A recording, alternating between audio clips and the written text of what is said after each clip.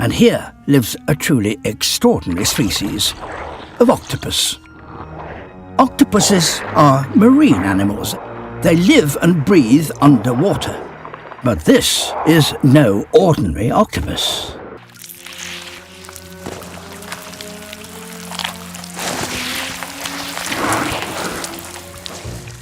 It's the only one specially adapted to walk on land. It pulls itself along using the hundreds of tiny suckers that line its arms. Hunting for crabs, it walks from pool to pool.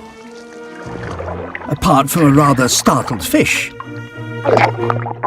this one is empty.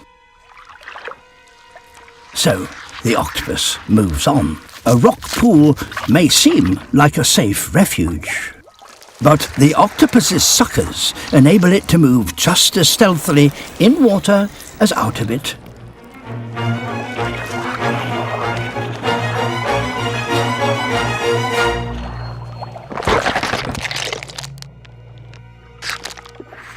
Nowhere is safe when this octopus is around.